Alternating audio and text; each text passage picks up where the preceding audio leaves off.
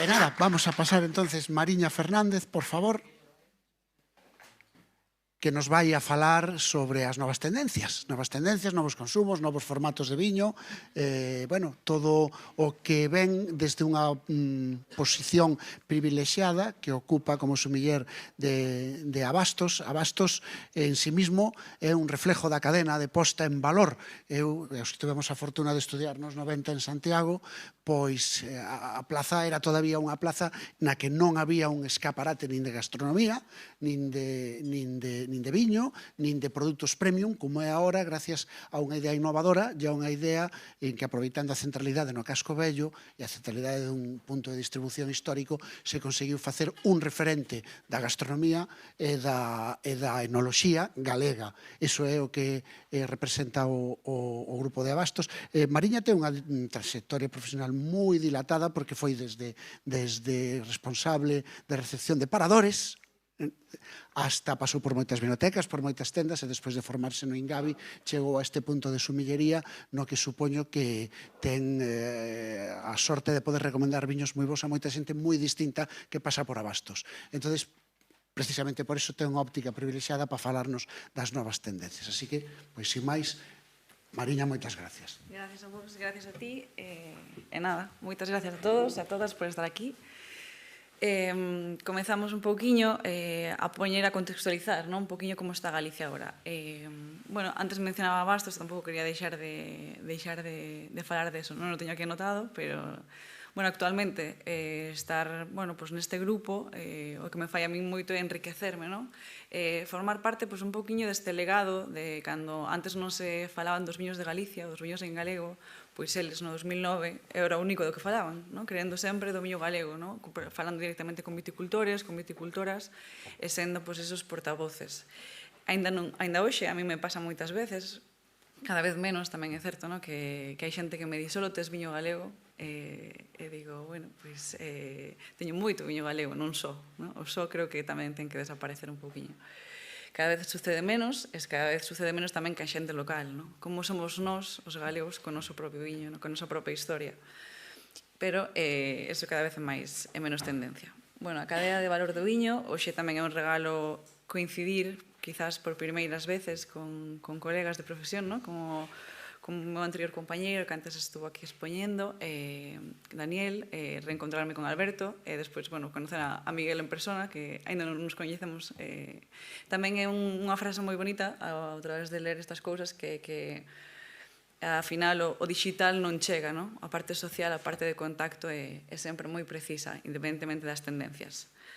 Bueno, a primeira parte, isto simplemente é un pequeno resumen para min tamén, para recordar como está Galicia, así en estes pequenos datos.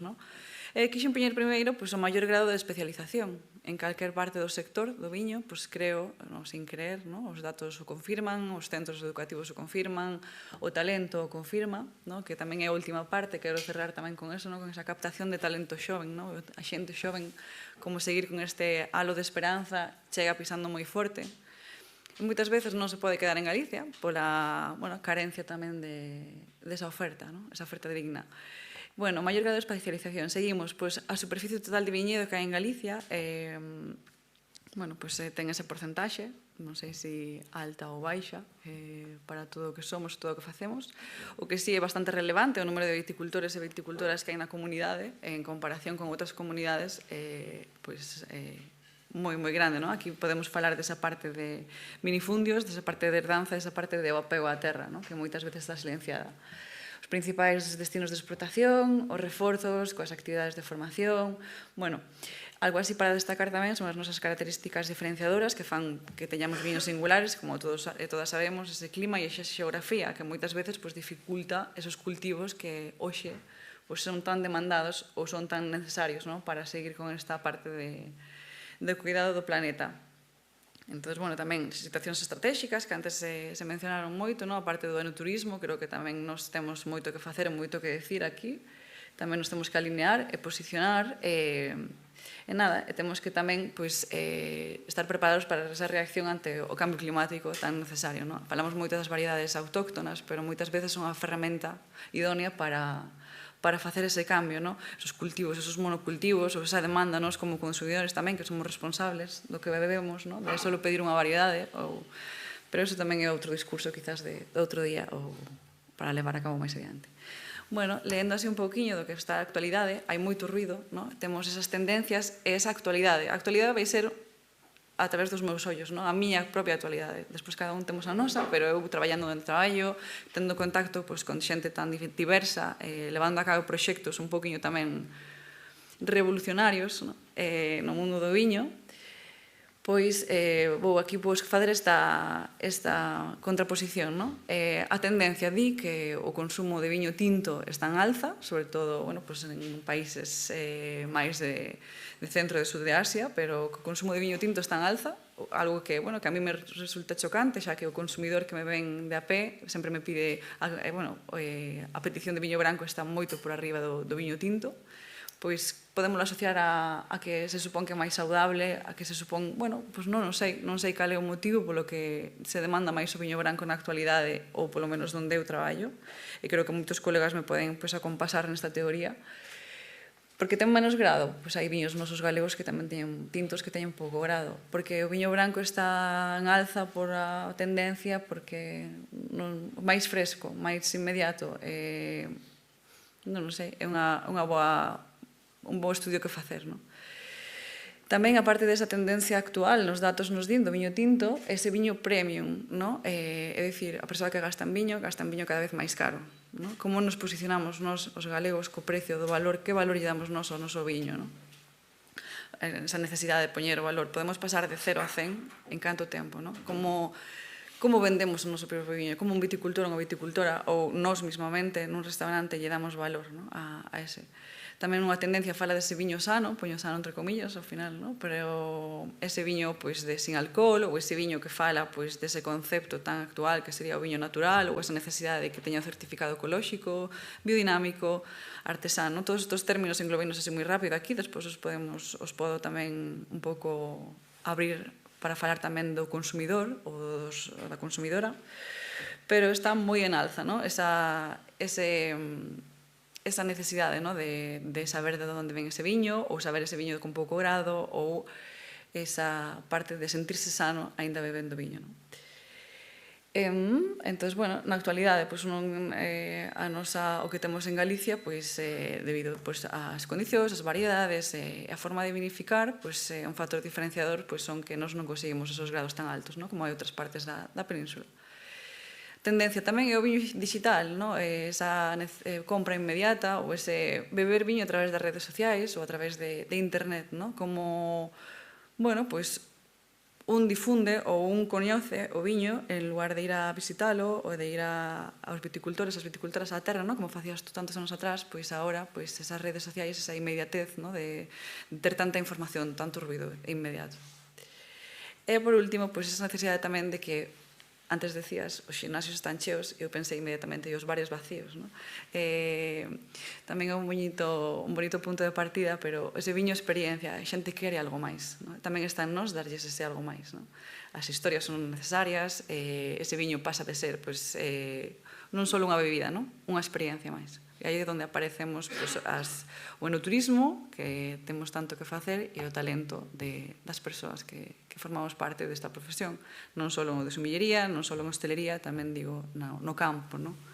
Cada vez, pois nada, volvendo un poquinho ao que concierne, no? Que viños se beben, os novos viños, os novos consumidores e as novas fórmulas. Nas novas fórmulas quixeme parar un poquinho nos envases de viño. Un tema un pouco controvertido, vir aquí o Ribeiro a falar de envases, pero creo que pode ser moi interesante que compartamos xuntos e xuntas despois. Pero isto é un poquinho este pequeno esquema que me fago a mí mesma, no? Quen, con estas preguntas de que, quen, como e onde. Pois empezando un pouco, que viños se beben? Antes de nada hai que dicir quen bebe. Quen bebe viño? Esperemos que aquí todos, e todos os que estamos aquí. Pixen en primer lugar o maior consumidor, o segmento de maior consumo, o segmento convencional, pois o adulto, sobre todo, aparece de 50 a 65 anos, no? Pero que tipo de viño consume, no? Esa é outra pregunta que podemos desenrolar. E despois chega esta contraposición deste, no, porque este é o presente, despois o futuro, no? As novas xeracións. Que pasa cas novas xeracións? Cantos titulares hai que din a xente nova non bebe viño, non? Hai a xeración Z, hai os millennials, hai, bueno, eu xa me perdín, non sei en que estou, non sei, a xeración Z cada vez, pois vamos tamén reducindo un poquinho, acotando esa idade, pero tamén vos digo, quen de novo lle importaba o viño, non? Quero dicir, se che importaba, como o vivías? Era simplemente formaba parte do teu entorno, si formaba, pero non era a túa prioridade, non? Actualmente, pois, as novas xeracións quizás teñen outras inquedanzas, teñen outros estímulos, e tamén non se convive como se convivía antes co viño, non? Eu sempre vou recordar que na miña casa, cando se comíamos xuntos, non? Bueno, ahora non vivimos xuntos, pero comíamos xuntos e sempre había viño na mesa. Agora comese xuntos, agora hai viño na mesa, quero dicir que quizás os rituais tamén desaparecen, non? A forma que temos de entender o viño. O que nos di moito, pois, estas novas xeracións tamén ten novas expectativas, non? E o que nos dan tamén moita apertura, non? A tradición e a innovación, pois, poden ir da man, non? Quero dicir, non porque eles queran beber un viño natural ou un viño en lata ou un viño nunha caixa, non sexa viño, non? É unha maneira diferente de consumilo, é unha maneira que nos di que eles tamén precisan, bueno, pois, ter outro tipo de relación, outro tipo de relato, outro tipo de encontro ao redor do viño. Eu teño moita esperanza na xente nova, como decíamos antes, colegas de profesión moito máis novos que a min actualmente chegan con moitas ganas, con moita forza, que nos refrescan, que nos actualizan e que nos din que estamos facendo as cousas ben, pero quizás tamén hai que mellorarse, hai que renovarse. E falamos de esos novos viños que nos traen estes, non só estes novos, sino este estilo de vida que tamén está cambiando. Cando o mundo cada vez vai máis rápido, exíxenos pararnos, exíxenos decir hacia onde queremos ir. Dime quen eres e direche que bebes. Esa tendencia hacia a saúde, que tamén está na conciencia dos novos, tamén axuda a que o viño que buscan, ese viño teña outro trato na viña, teña outro trato na botella, teña outro trato no entorno, ese impacto. Entonces, tamén están en auxe esos viños sin alcohol que antes mencionaba, podese chamar viño. Aí depende de cada quen, se leva o dicionario consigo ou non, ou se... Eu creo que todo pode convivir, non? Antes falábamos tamén de que o consumo interno en España ou en Galicia era un consumo mínimo en comparación con outros países. Tamén é como entendemos aquí o viño, non? O viño... É preciso ir a un restaurante para beber viño, non? É preciso, quero dicir, cando vamos a unha casa de alguén, levamos un viño, cando... Quero dicir, estas cousas que facíamos, que sempre se fixeron, ou que eu ia facer na miña casa, non? Un agasallo pode ser un viño, un viño que conta unha historia, un viño que se comparta, un viño que garde. Volvendo un poquinho aquí ao relato que me vou desto, o estilo de vida, esa demanda de que o viño tamén precisa reinventarse, salubilizarse, de volverse máis sano, ou entrar tamén nese nicho de mercado ou nese movimento, porque creo que máis que un nicho de mercado é un movimento que ven para quedarse. Ora, unha das tendencias máis grandes é cando un cliente ou unha clienta de moitas edades e de moitas nacionales me pide un viño natural. Xa non nos paramos a pensar que significa o viño natural. Para min xa é un concepto, xa parta de un concepto que cada quen o entende a súa maneira. E despois tamén na xente nova, para min tamén me parece un movimento contracultural. Quero dicir, os seus pais ou os seus ancestros bebían esos viños con corpo, con calor, esos viños de reunión, esos viños de moito tempo, de estar nunha mesa e non te levantabas hasta que daban as 1000 horas. Pois quizás agora os viños teñen un tempo máis curto, quizás os viños teñen un sabor máis curto, teñen outro tipo de impacto. Entón, tamén entran dentro de esos viños unha estética un poquinho máis diferenciadora, máis imperfecta, porque así é a realidade, temos esta concepción de que o viño tradicional, porque vamos a diferenciar un pouco, o viño tradicional ten esta concepción de viño máis perfecto, máis elaborado con menos imperfeccións, entendendo as imperfeccións que cada quen queira pensar. Entón, eso fai que, bueno, pues teñan esa tanta aceptación. E, sobre todo, para min, o concepto de viño natural fala de comunidade, non? Créanse comunidades ao redor do viño natural. Créanse comunidades que fan cousas ao redor da música, ao redor do arte, que despeinan o viño co fin de crear esa unión. E iso tamén é algo que me conta moito das sociedades, mas se che gusta ese viño ou non, non? E creo que non é unha competencia cos viticultores, cas viticultoras, cos laboradores tradicionais. Creo que é unha convivencia dunha realidade de que este mundo cada vez ten diferentes gustos, máis biodiversidade, máis inclusión, non?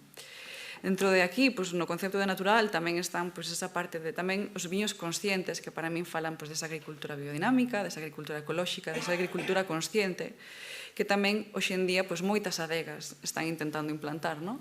E aquí, quizás sexa algo un pouquiño máis difícil por as inclemencias climáticas, por a necesidade de venda, por todo. Pero é unha realidade que tamén nos temos que pensar un pouquiño, non?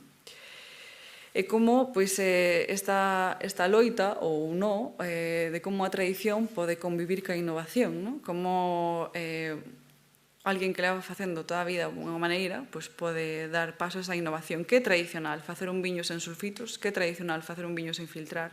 Que é tradicional facer un viño con sulfitos ou filtrado, non? Donde está, donde parte un e donde remata o outro, non? Para min, a maneira de entender o viño depende da persona, e a persona somos moitas, non? E todos son benvidos, e todos son escoitados. Despois, cada un que o consuma e que o disfrute, porque tamén o punto último é compartilo, non? E que se siga mantendo esa tradición de compartir viño, de que sempre sabe mellor.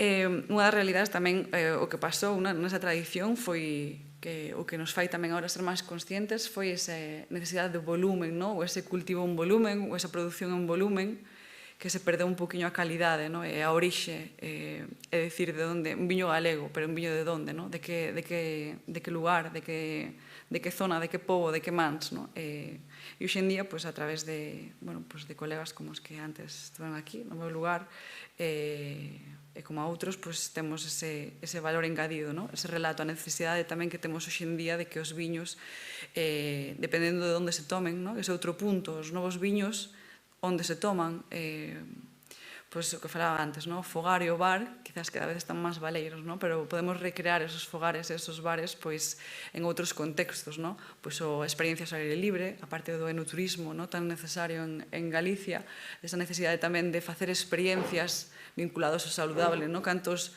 retiros de yoga hai agora con viño, a mí pareceme como tamén un pouco así unha antítesis, pero é curioso ver como donde sempre o viño forma parte, e donde sempre o viño acaba estando Galicia e viño, para min ese sería. Está en nós tamén abrirnos a querer que forme parte da actualidade, e sí que quizás os discursos están un pouco esos viños que antes eran florales, de pera.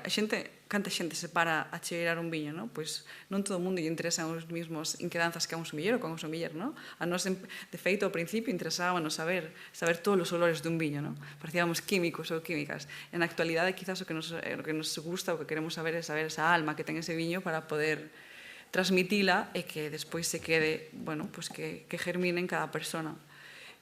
E iso, sexa o tipo de viño que sexa, sempre vai haber algo detrás, sempre vai haber unha man detrás que nos fale de como está feito ese viño, e cada un. Unha das tendencias actuais, de esos bares antigos están vacíos, era unha estética, algo que é moi importante hoxe en día para as novas xeracións, é a parte visual.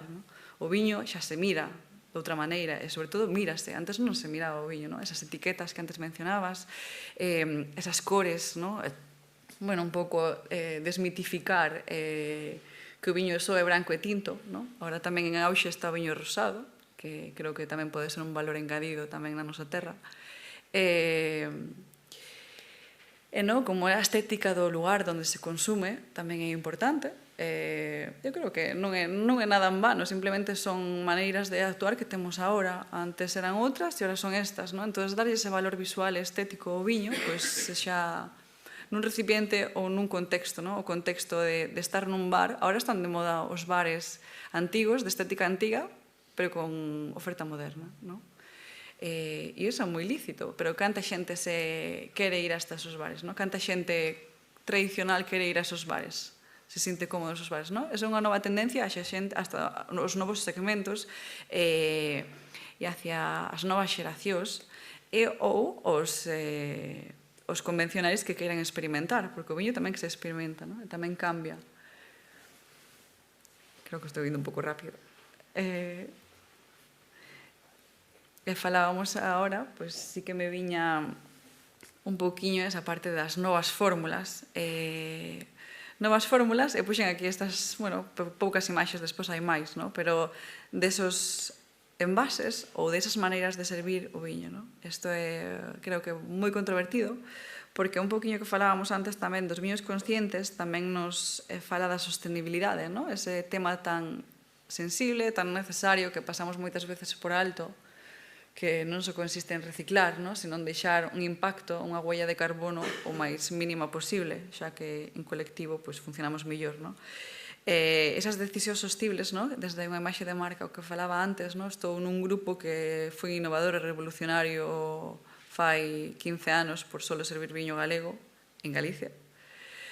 Actualmente, pois, por ser tamén servir viño en grifo ou en caixas.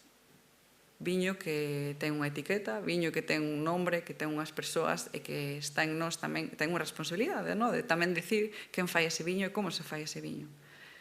Son viños que son máis áxiles, son viños de consumo inmediato, son viños para servir a chateo, no? Que tamén é unha palabra que a copas ou a vasos, como que querades, no? Pero son viños que falan dun sistema de envases, dun sistema de servizo que está na actualidade. Falamos de Galicia, pero se o contextualizamos en España, eso en moitas capitales está funcionando. Podemos entendelo máis ou menos, no? Pero despois se vamos ao mundo, se vamos a Europa, fai moitos máis anos que están funcionando. Se vamos ao mundo en xeral, e isto tamén fala dun recorrido e nos conta que a calidade dese viño non se ve dañada, e que a calidade dese viño incluso se mantén moitas veces, no? A mí encántame que o viño vaya asociado á palabra accesibilidade. A accesibilidade no seu consumo, a accesibilidade tamén na moneda, a accesibilidade tamén no ese consumo rutinario dese día de ese viño por copa ou ese viño de chateo. No cantas veces vas a un bar, estou tirando pedras, igual non me vou protexada, cantas veces vas a un bar e pides un viño e esa botella leva aberta quizás, sabe Dios canto tempo, non? De quen te fías? Como sabes? Como te atreves tamén a dicirlle? Bueno, hai moita xente que se atreve, non? Meu pai, por exemplo, atreveríase a dicilo, pero de dicirlle, non, eu quero outro viño, porque este viño non me parece que tenga as condicións para ser un viño que eu poida disfrutar, bueno, que me den, non? Facer eso por un viño barato, que se fixo sempre, non? É realmente beneficioso a visión que temos nos do viño, pero servir un viño en grifo, sin ese formato de botella tan canónico, tan estatus, tan asociado á calidade, fala máis de... Quero dicir, as condicións que ten un viño de grifo por copa as garante durante moito máis tempo cunha botella aberta, non? O sistema que ten, un bag-in-box tamén, bueno, o bag-in-box sempre se usou, iso é algo que eu non estou descubrindo nada, pero os viños en caixas sempre se... A min que veñan á tenda a comprar un viño, a xente local que veña e que leva a súa caixinha de 5 litros e que o beba na casa, eso parece un ritual que non se ten que perder. Ou que unha persona nova queira comprar eso porque ten unha festa, unha barbacoa, e que ten ese bag-in-box de 5 litros en vez de 4 botellas de viño, e que o poida meter na nevera, que se poida enfriar, que estéticamente é chamativo porque é algo innovador para eles, pero é tradicional para outros, non? Esa convivencia que decía antes, non? Do tradicional e da innovación. Tamén aquí hai moita responsabilidade, porque son formatos que falábamos antes, non? Esa percepción da calidade nestes formatos que non están asociados a botellas. Ese último, que parece unha botella, é un sistema que eu non coñecía, que se chama... Teño aquí apuntado, pero non sei onde apuntei. Bueno, as siglas son PET, algo de poliuretano, sí, tereptalato polietileno, perdón. Pois é un material que non rompe, un material reciclado, un material que non ten a parte curva, entón no almacenaxe collen máis, no transporte collen máis, Bueno, é o futuro, fala da sostenibilidade, fala da huella de carbono, fala tamén da distribución, de ser capaces de que grandes adegas ou grandes marcas, tamén é certo que todo isto o encontrei a través de marcas quizás americanas, quizás inglesas, ou grandes marcas españolas, non o encontrei en Galicia, non? Bueno, pues ser capaces desa convivencia deste viño de PET, deste viño de viños en lata, ¿no? Esos viños que enseguida se refrescan e que pode ser donde sea, sin necesidade de un sacacorchos, sin necesidade de unhas copas, ¿no? Esa maneira de beber un viño, do ritual de beber un viño, de compartir un viño, de sociabilizar, ¿no? De que forme parte da nosa cultura actual, ¿no? O seguinte é un pouch, que é parecido a un bag-in-box, pero non a bolsiña, que se pode customizar, que podes poñelo como queiras. Despois esas copas para levar de plástico. Unha anécdota foi que outro día fun a un sitio a comer, tiña unha piscina ao lado, un sitio moi curioso, e puxéronme unhas copas de plástico. Creo que foi a primeira vez na miña vida que bebí unhas copas de plástico. Estaba con unha persona que non se dedica ao mundo do viño nin nada. Estaba incómodo por beber en copas de plástico. Eu no ambiente, no contexto, no entorno, eu estaba super agradecida, super contenta. Tamén era un día equilibrado, despois dun verán bastante axitado, pero eu non lle din, e de feito dixen, que ben, porque se isto se cae ao chan e alguén o ten que limpiar, é un desastre, non? Pero como o contexto fai tamén que as condicións nas que tú bebas ou como tú bebas bueno, pues ten cabida a todo este tipo de envases, non? Algo que está cambiando, é algo que é unha realidade, non? E despois, bueno, aquí son todas imaxes reais, non? A primeira, para min, é un referente neste tipo de...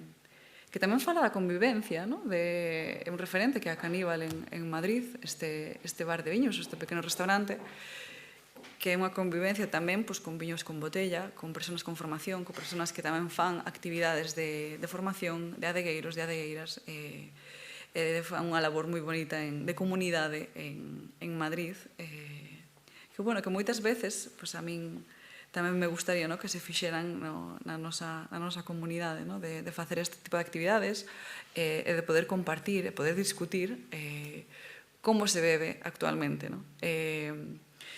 Entón, bueno, deixar de olvidar que o consumo do viño sempre está ligado á gastronomía, á cultura gastronómica e social. A sociedade cambia, a sociedade avanza.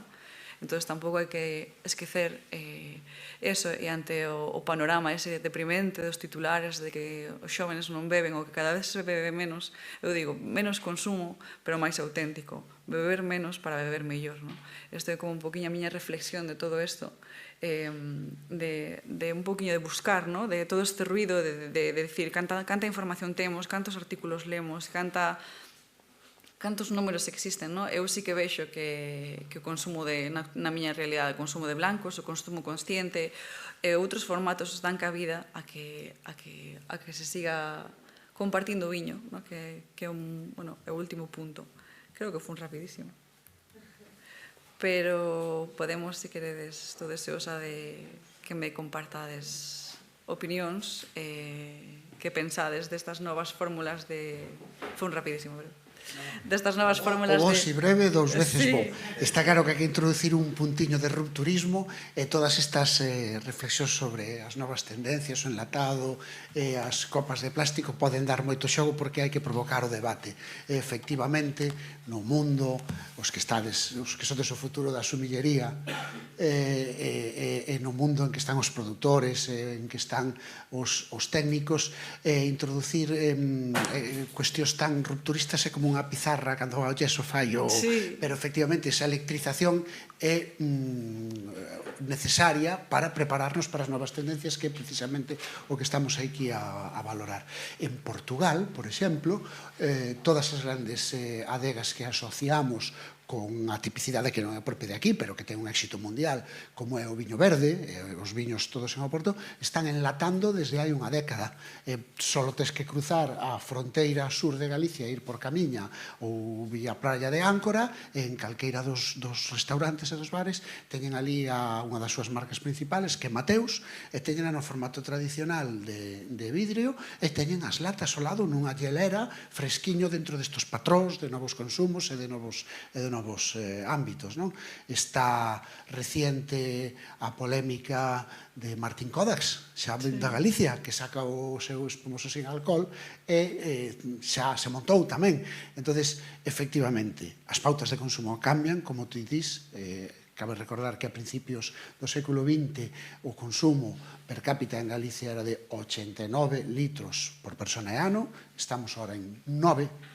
É evidente que a parte alimenticia, a parte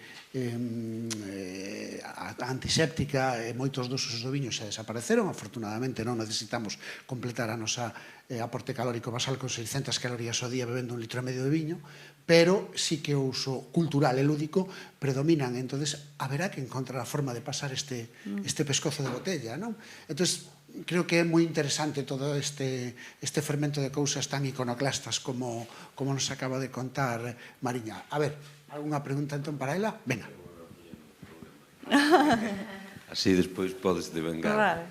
Non, eu puxeches aí diferentes recipientes, estades falando do vaso de plástico, de innovar moito. Eu son algo máis tradicional. E gustaríame saber que pensa da taza, porque me falta aí. É un material reciclable, noso, auténtico, histórico.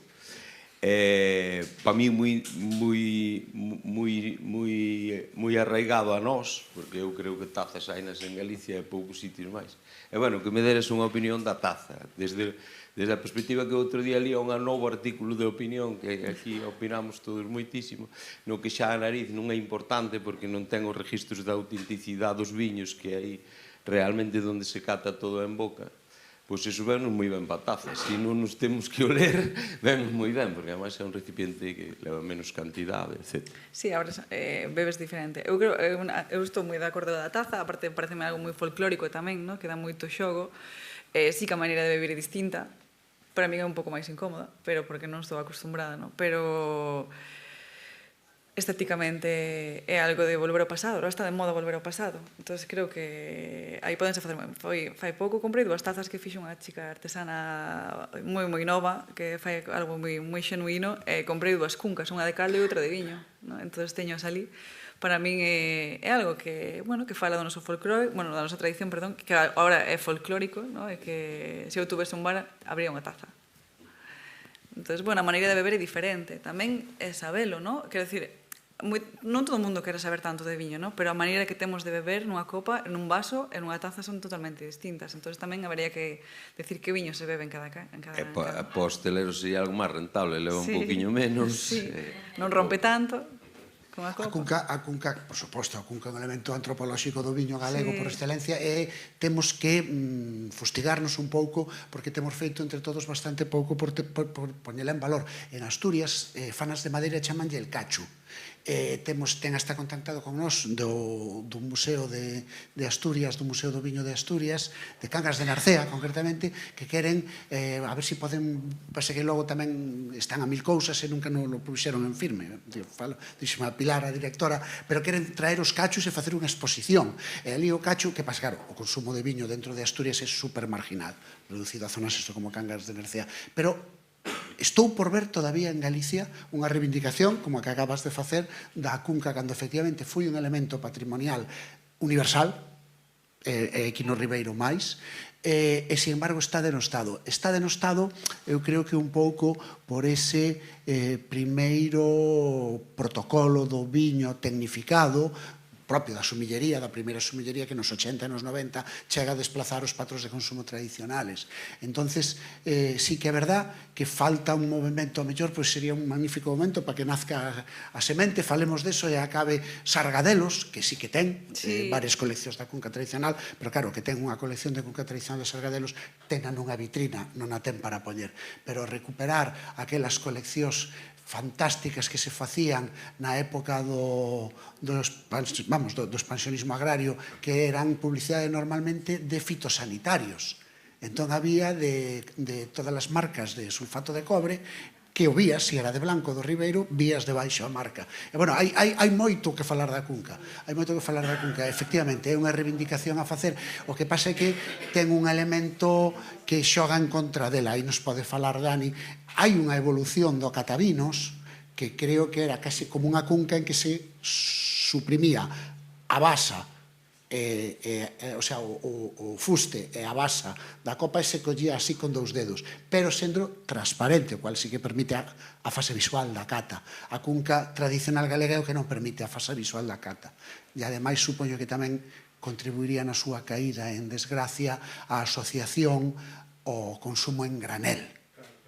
Sí, claro, cuando tengo entendido, hablando con Arsenio Paz de Vilerma, que fue uno de los grandes, toda la entrevista que le hacía, el vino se debe beber en copa, y bueno, se hizo también de aquellos bodegueros, una manifestación en que dejar de lado la A ver, existe una pedagogía con unas razones lógicas para beber en catavinos, que es eso, poder propiciar la fase visual y la fase olfativa de la cata. Porque cando facemos unha cata. Sin embargo, como elemento tan importante que foi, o mellor o que tiñamos os galegos é que desenvolver un protocolo de cata que se pudera facer en Cunca. Sí, buscar otra manera. Pero para disfrutar do viño é importante catalo, pregunto. O mellor é máis importante a compañía, efectivamente. A compañía e as historias que se poñen en torno ao viño. Por supuesto, sí, sí, sí. Moi ben, eso está moi ben. Veña, algunha preguntiña máis? Temos tempo ata o café, podemos disfrutar o café tamén con tranquilidade, o sea que ainda podemos establecer alguna... Sí. Hola, gracias. Oye, yo tengo una pregunta. Solo saber en dónde pudiera investigar o conseguir el dato técnico de la huella de carbono de los diferentes tipos de envase de vino versus una botella tradicional. Eso... Ni idea. Sí, Red Virtual a miña fonte, máis e despois ler moitísimo e contrapoñer todo, porque sí que é certo que hai tanta información que, bueno, aquí casi todos son as miñas conclusións, ¿no? Pero sí que é certo que, bueno, pues os datos din en moitos documentacións que eu lin, os datos lin todos en internet, eso está claro. Que a huella de carbono, o impacto que ten o vidrio é superior a todos os demais. Ok. Vale, bueno. Pero non creo que non se axudei moito, pero No, unha empresa que fai vidrio. Seguimos buscando. Con medio ambiente. Vale, muchas gracias. Gracias a ti. A ver, algunha cuestionciña máis? Que é o máis raro que che teñen pedido en abastos turistas estranxeiros? O concepto que traen sigue dominado por a potencial de difusión de Rías Baixas ou xa veñen con unha cultura general do viño galego máis específica, máis como os que citaba Dani, non? Sí que o que máis piden neste caso, non? Se estou en abastos, porque tamén estou en outros puntos, pero se estou en 2.0 na praza, o turista estranxeiro, sobre todo o de, bueno, edad adulta, non? Máis de 40 anos, máis de 35 anos, máis ou menos, pide por cor, casi sempre, branco e tinto. Os tintos cada vez están máis posicionados, pero sobre todo pide os brancos e galegos, sí que son coñecidos, e pide por variedade. A Albariño sigue sendo a raíña no estranxeiro, no local ou no nacional a Godello, eso é unha realidade, da igual a Godello de onde veña, como sea, pero que sexa Godello. Pero sí, primeiro é branco, despois é albariño, despois hai xente que quere experimentar, tamén hai moita rosado. Cousas raras non me piden, pero sí piden combinados, estos viños combinados, dígase tinto de verano, como estas bebidas, ¿no? Que con viño, pero con algo máis, ¿no? Que arroupe. En que medida aquel tradicional e irritante Rioja ou Ribera xa está desplazado por os que piden deste xeito? Está moi desplazado actualmente, sí, está moi desplazado. A Mencía, como nós, como consumidores, sentímonos máis fortes se pedimos, ¿no? Ou se sabemos o que pedimos, entón pedimos por variedades, algo máis, sí que habendo esta, pues este erro, ¿no? Garrafal de pedir por variedades, despois de repente chegar a Ribeiro, pedir Ribeiro. Aí a min gustame moito o xogo de decir branco ou tinto, entón a xente cando dices tinto cruzonse os ollos, como tinto? En Ribeiro non hai tinto. Entón, bueno, aí empezas un poquinho ese xogo, no? Cando podes, no? Outras veces non, pois faz directamente, pero sí que as variedades dominantes son a Godello, son, bueno, albariño nos estranxeiros, Godello no nacional, e no local tamén, tamén hai... E despois a Mencía, aparece a Mencía como esa variedade de tinta, no? E o Godello desde cuándo? Pois para min desde estes últimos 2 anos. 2 anos, coincidindo cas campañas. Sí. Interesante. Sí. Hola. Hola. Nada, con respecto á baixada do consumo, algún punto máis, sobre todo nas generacións novas, polo que dixeches antes de que tirar pedras contra o tellado do hostelero, o camarero, o que sea, considero que xa é difícil para unha persona nova ou maior ir a un bar ou un restaurante e pedir un viño onde hai centos de miles de millóns de marcas, e que chegues e pidas un aberto que non sabes o tempo que leva e resulta que ese viño non che gusta, Xa. que non sabes se é por a marca, porque outra cousa é que non cho comentan, simplemente pidíchelo porque o biches, e entendo que moita xente, porque a min pasoume, o máis fácil che sea beber unha cerveza. Xa, eso non mencionei a cerveza, pero sí, unha existe. cerveza ou calquera sí, outra cousa. pero a cerveza sí, pero perdón, sí.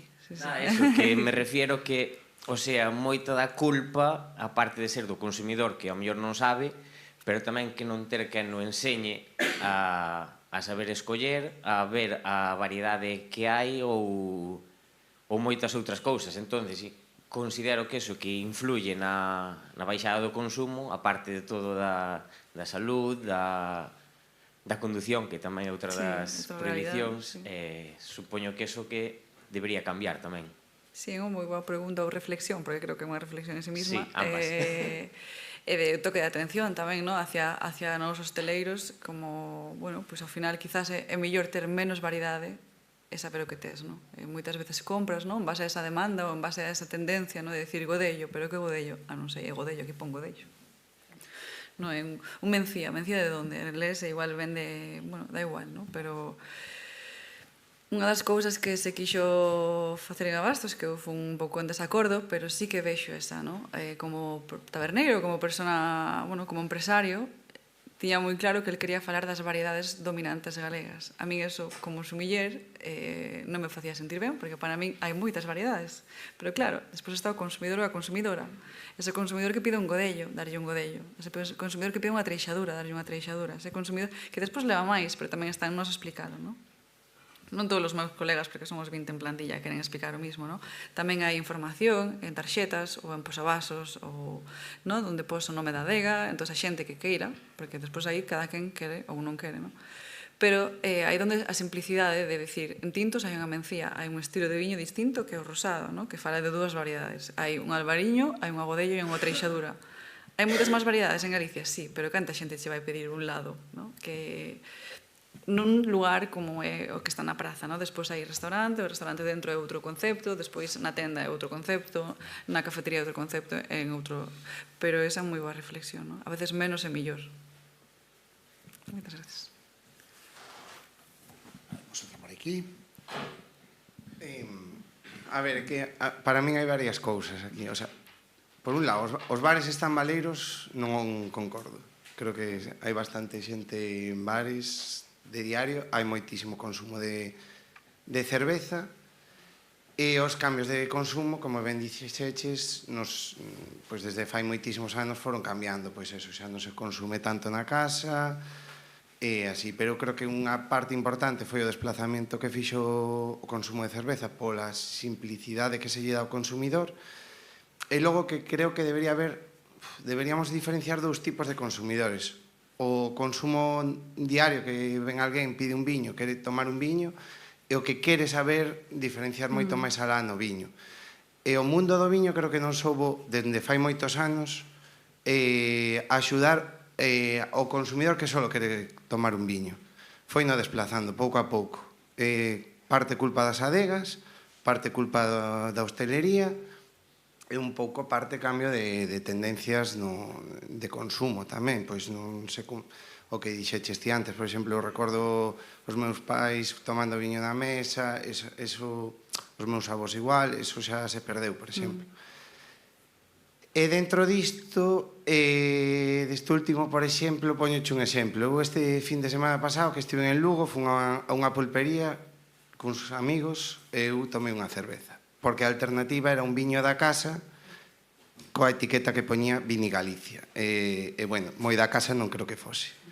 Entón, creo que iso, que os bares sí que están cheos, pero que o consumo É dicir, o traballo que, por exemplo, pode facer un restaurante como Nova ou así, de inculcar ou educar, digamos, o consumidor, logo hai moitísimos bares que non son o Nova, que a xente, pois, toma calquer cousa e xa está. Non vai máis alá. Entón, creo que falta moito volver a intentar que a xente se interese, pero dunha forma sinxela.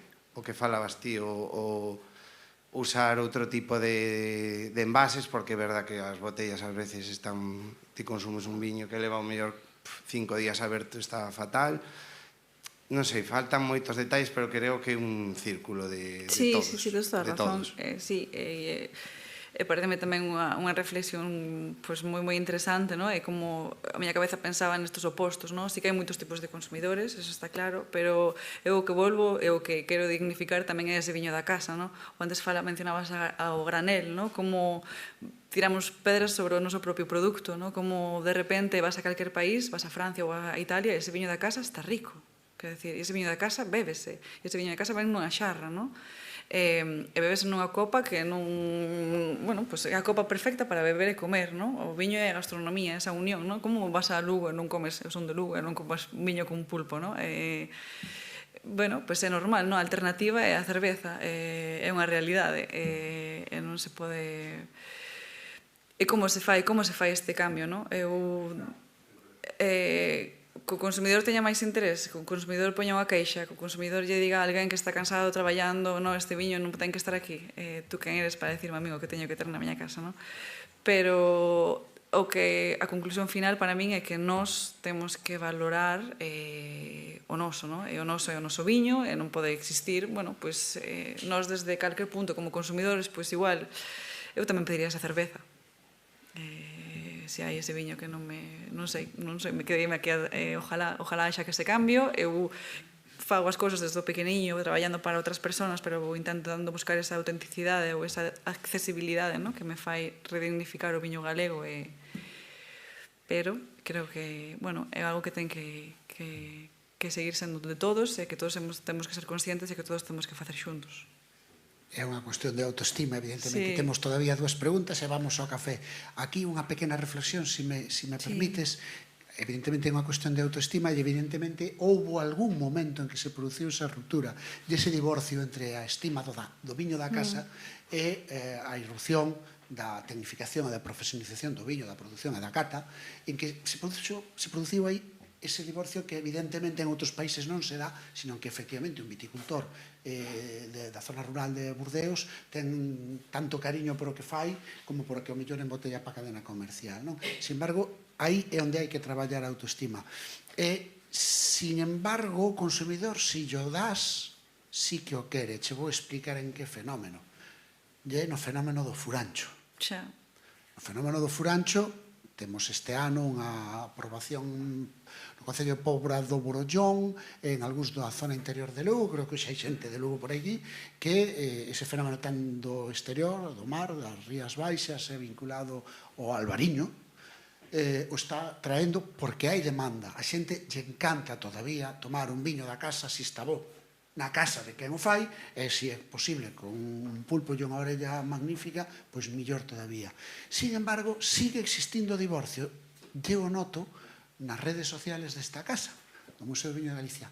Cando repercutimos algunha nova, pois, por exemplo, Pobra do Brollón, aproba unha normativa municipal para extender 2 meses e permitir tal, xa hai 25 furanchos, tal, apenas ten repercusión e apenas se pode contar cunha mão os me gustas que ten. Sigue sendo, eso. Non é Antonio Amil, non é José Luis Mateo, non é prestigio, non é producción minimalista e cuidada, que, por suposto, teñen que ser o que marca a tendencia, pero o outro sigue...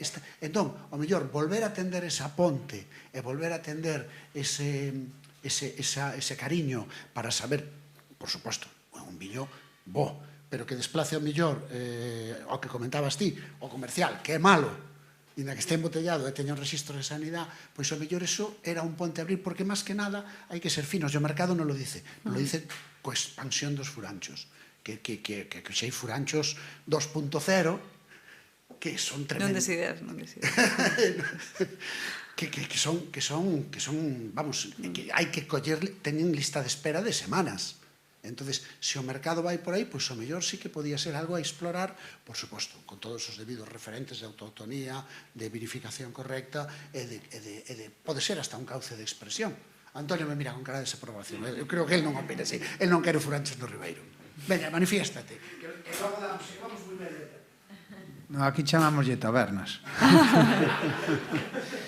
Entón, sempre asoubo porque a xente tiña necesidade de vender a colleita do ano, e se non se podía vender aquí, que sabe ben Xosé Ramón Pouso, pois íbanse vender a Santiago, onde se abría no Franco todo o Ribeiraos ali unha chea de tabernas que hoxe casi non queda ninguén, os orixinais donos, non? Eu son partidario deso, pero o problema aquí, según o meu punto de vista, e ao mellor os profesionais que estades aquí da venta do trato co público a hora de vender o viño, coñecelo mellor, é que non temos suficientes consumidores para a produción, non? Entón, ahora estamos dando volta aos envases ou a forma de vender, cando teríamos que estar pensando por que decrece esa produción, como podemos solucionar eso, porque o tema de crecer a produción non é unha cuestión de que, bueno, pois unha marca de cervexa, vamos a poñer por caso, pois sempre producir 1 millón de litros vai producir medio millón de litros. Esa marca ten o que merendar, tense que conformar ou abrir outro mercado. No mundo do viño é moito máis complexo porque hai unha cadea toda, desde o produtor, o viticultor, produtor, ata o que o vende e o consumidor, que é moito máis complexa que todo iso. Hai moita xente, sobre todo no rural, no medio rural onde estamos, que depende moito de se vende a colleita ou non. Entón, buscar fórmulas está ben, pero ao mellor deberíamos pensar que é o que falla porque a xente non consume. Non consume porque non é o envase adecuado, non consume por o prezo, non consume porque non lle gusta, porque hai demasiada variedade e hoxe en día as tendencias son a cousas máis lixeiras, non consume, pero consume cervexa, non? Entón, pois, é outro tema que sempre... Ahora, outro día discutía moito, porque había un compañeiro meu que dicía, non, é que aquí ahora o problema é que ahora baixan a tasa de alcoholemia 0,0, entón ahora a xente xa non vai consumir viño. Dice, pero vamos a ver, desde cando unha copa de viño ou dúas nunha comida dá? O sea, pode dar, pero cal é o problema? Claro, cal é o problema? É o problema, se a cervexa non ten alcohol, o que toma cervexa con alcohol, porque non tomas unha cervexa, tomas 2 ou 3 cañas. Entón, cal é o problema? Que aparece sempre nas fotos dos xornais, porque iso vino eu, nun xornal galego, aparece 0,0 e aparece na imaxe unha persoa cunha botella de viño. Dice, por que non poño unha de whisky, ou unha de xinebra, ou un cubata?